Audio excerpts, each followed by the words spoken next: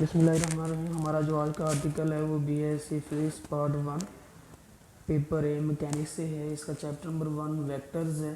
उसमें हमारे पास ये आज का आर्टिकल है कॉनिकल पेंडुलम। इससे पहले हम आर्टिकल स्टार्ट करें, जिन दोस्तों ने अभी तक मेरे चैनल को सब्सक्राइब नहीं किया वो चैनल को सब्सक्राइब ज़रूर कर लें और साथ बेल आइकन का बटन जो है वो ज़रूर प्रेस करें। इससे ये होगा कि मैं जो भी वीडियो अपलोड करता हूँ उसका नोटिफिकेशन आपको सबसे पहले मिल सकेगा। तो चलिए आर्टिकल स्टार्ट करते हैं। कॉनिकल पेंडुलम क्या है?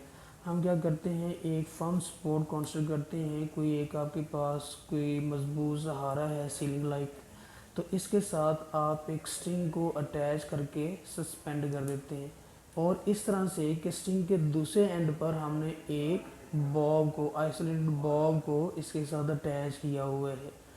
अब इस जगह पर हम क्या करते हैं, इसको अगर रोटेट करें और ये रोटेट होता हुआ क्या करे, एक हॉरिजॉन्टल सर्कल ड्रा करे, मतलब ये हॉरिजॉन्टल पाथ पर मूव करे और इस तरह से जैसे एक सर्कल बना रहा हो, हॉरिजॉन्टल सर्कल डिस्क्राइब कर रहा हो, तो क्या करेगी, ये जो स्ट्रिंग है इसकी पोजीशन कभी यहाँ पर होगी कभी यहाँ पर होगी, तो ये क्या करेगी, एक कोन लाइक सरफेस जो है वो ड्रा कर रही होगी। ये आप देख सकते हैं, इस तरह ही हम कोन ड्रा करते हैं। ये कोन लाइक सरफेस ड्रा कर रही है। तो हम इसको डिफाइन कैसे करते हैं, हम इसको इस तरह से डिफाइन कर सकते हैं, द बॉब अटैच टू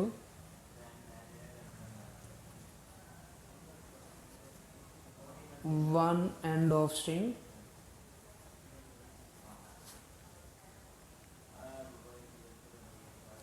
एक एंड ऑफ स्ट्रिंग के साथ इसे अटैच किया हुआ है, rotated so that when rotated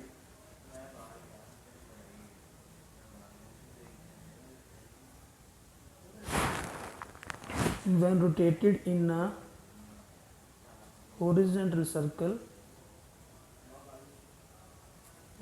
एक हॉरिजॉन्टल सर्कल पर आप इसको रोटेट करते हैं, डिस्क्राइब्स अ कोन, वो एक कोन डिस्क्राइब करती है, एक कोन बनाती है, इज कॉल्ड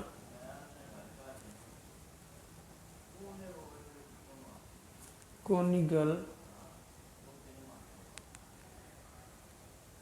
पेंडुलम। इसको हम कॉनिकल पेंडुलम कहेंगे।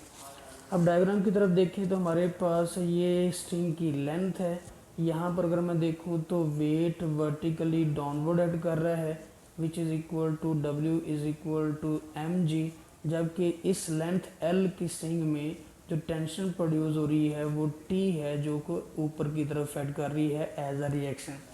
जब ये बॉब मूव करता हुआ, रोटेट करता हुआ इस जगह पर आता है, तो यहाँ पर क्या होता है, हम देखते हैं यहाँ पर इसका वेट अभी भी वर्टिकली डाउनवर्ड हेड कर रहा है, which is equal to mg, जबकि ये जो लेंथ L की स्ट्रिंग है, ये वाली इसकी लेंथ L थी, इस लेंथ L की स्ट्रिंग को हमने देखा तो इसमें जो प्रोड्यूस टेंशन है वो क्या कर रही है, वो एक एंगल क्रिएट कर रही है इसकी पहली पोजीशन के साथ थीटा। तो इस थीटा के लिहाज से इस टेंशन टी को मैं दो कंपोनेंट्स में रिजॉल्व कर लेता हूँ। ये इसका सेंटर है, तो ये वाला इसका कंपोनेंट जो होगा वो थीटा के सामने वाला है, इसे परपेंडिकुलर कंपोनेंट कहेंगे। ये टी साइन थीटा के बराबर है, जबकि ये वाला जो कंपोनेंट है ये हॉरिजॉन्टल कंपोनेंट होगा, जो कि टी कॉस थीटा के बराबर होगा। मैं इसको इस तरह से भी डिस्क्राइब कर सकता हूँ, इसके पैरेलल मैंने एक लाइन यहाँ पर ड्रा कर ली और वो भी किसको इंडिकेट कर रही है, वो भी टी कॉस थीटा को ही डिस्क्राइब कर रही है। अब हो ये रहा है कि यहाँ पर इसका जो वेट है mg, वो इस टेंशन के कंपोनेंट टी कॉस थीटा को बैलेंस कर रहा है, एक दूसरे के इफेक्ट को कैंसिल कर रहे हैं, क्योंकि इस तरफ तो इसकी कोई मोशन है नहीं। तो हम कहते हैं कि T cos theta is balanced bye its weight mg, इसको हम इक्वेशन नंबर 1 कह देते हैं। जबकि इसका ये वाला जो कंपोनेंट है टी साइन थीटा, ये इसके सेंटर की तरफ ऐड कर रहा है। तो हमें पता है कि वो फोर्स जो किसी बॉडी को रिपेल करती है, कंपेल करती है कि वो सर्कल के सेंटर की तरफ एक सर्कल में मूव करे, तो वो कहलाती है सेंट्रीपिटल फोर्स। तो यहाँ पर इस कॉनिकल पेंडुलम को, इस बॉब को जो नेसेसरी सेंट्रीपिटल फोर्स चाहिए वो कहाँ से मिल रही है, इस टेंशन के कंपोनेंट टी साइन थीटा से मिल रही है। तो हमें पता है सेंट्रीपिटल फोर्स का फार्मूला होता है F C is equal to M V square over R, और radius of the circular path यहाँ से लेके यहाँ तक जो डिस्टेंस है उसे हम कैपिटल आर से इंडिकेट कर देते हैं, तो M V square over R हो गया। This centripetal force is being provided by the perpendicular component of tension which is T sine theta. तो हम कह सकते हैं T sine theta is equal to M V square over R, इसको हम equation number 2 कह देते हैं। अब हम क्या करते हैं, इक्वेशन नंबर 1 और 2 को डिवाइड कर लेते हैं। Dividing equation number 1 and 2, equation number 2 को इक्वेशन नंबर 1 से डिवाइड कर देते हैं। T sine theta over T cos theta is equal to T sine theta की value M V square over R divide by जो टी कॉस्टा की value है वो एम जी है। एम से एम कैंसिल हो गया, टी से टी कैंसिल हो गया, sine theta over cos theta is equal to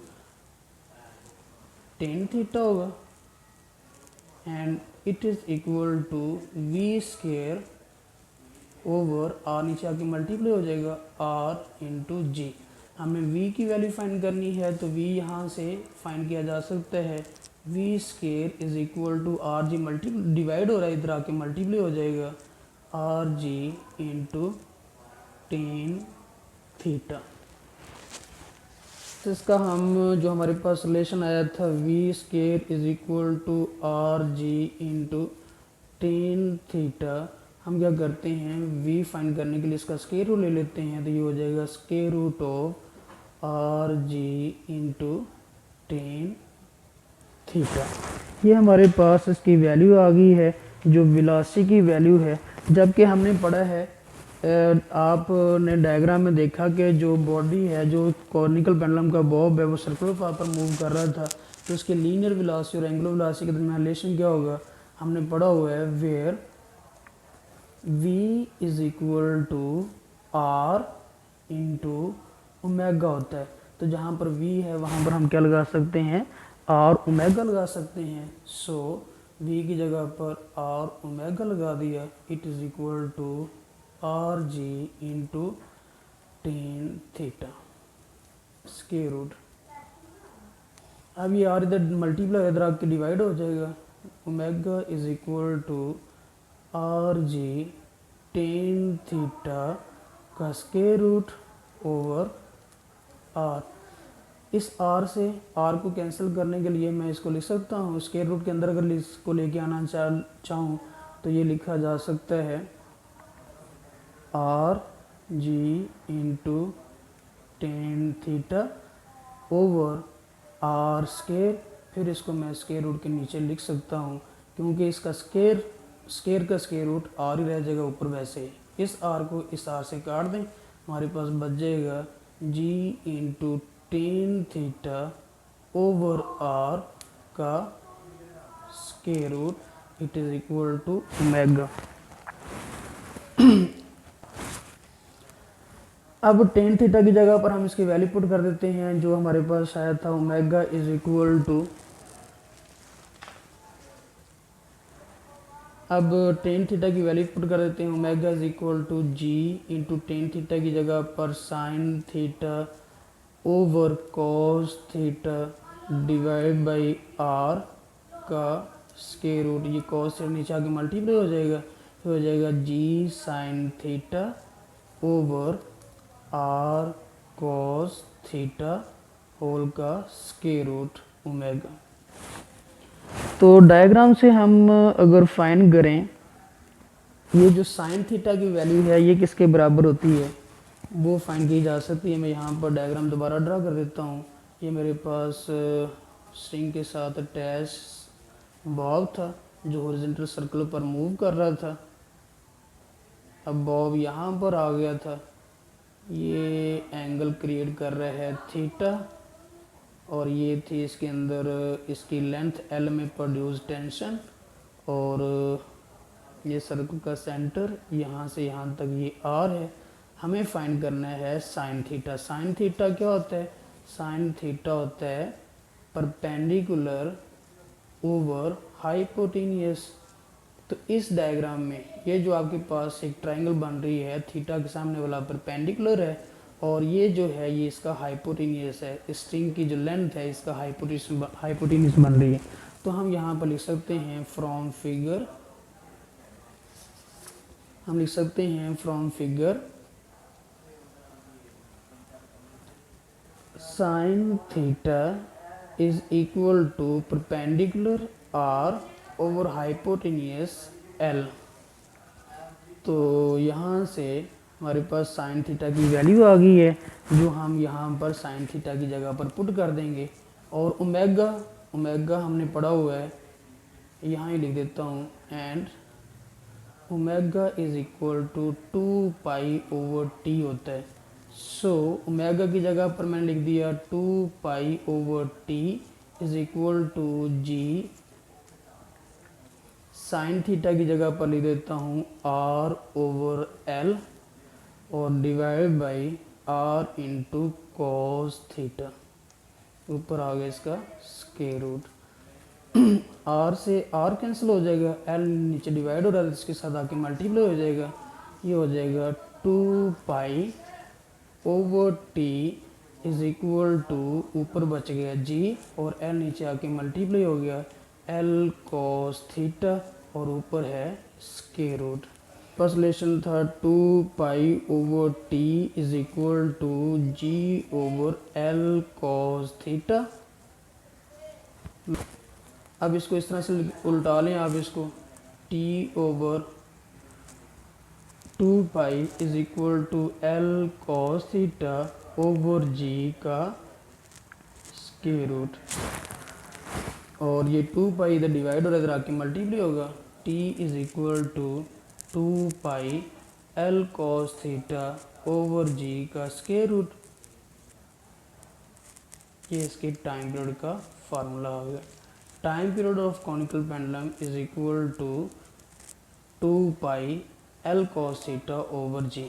वो जो एंगल बन रहा था स्ट्रिंग का विद हॉरिजॉन्टल सरफेस, वो अगर एंगल जो है वो बहुत स्मॉल हो, if theta is approximately equal to 0, then हम लिख सकते हैं t is equal to 2 pi L cos of 0 over g square root. t is equal to 2 pi L cos 0 1 होता है over g, it is equal to the time period of simple pendulum. जो हमारे पास simple pendulum का time period था उसी से ही उसी फॉर्म में ये आ चुका है, t is equal to pi L over G, जो कि इंडिकेट करता है कि time period does not depend on the mass of the bob attached to the string, it depends only on the length of the string और g, value of g। जो आप देखते हैं कि जैसे हम अल्टीट्यूड पर जाते हैं, बुलंदी पर जाते हैं, g की वैल्यू में वेरिएशन आने की वजह से टाइम पीरियड वेरी कर सकता है। लेकिन किसी एक स्पेसिफिक रीजन के लिए, स्पेसिफिक लोकेशन के लिए g की वैल्यू कांस्टेंट रहती है, तो time period depends only on the length of the pendulum. अब अगर इसकी फ्रीक्वेंसी फाइंड करना चाहें तो आप इसको उल्टा सकते हैं, क्योंकि हमें पता है frequency is equal to reciprocal of time period. तो मेरे पास जो फ्रीक्वेंसी ऑफ पेंडुलम आ जाएगी वो आ जाएगी f इज इक्वल टू, ये इसको उल्टा दें, 1/2 पाई हो जाएगा और g ऊपर आ जाएगा और l नीचे आ जाएगा। ये इसकी फ्रीक्वेंसी का रिलेशन आ गया। ये आज का हमारा आर्टिकल था। शुक्रिया।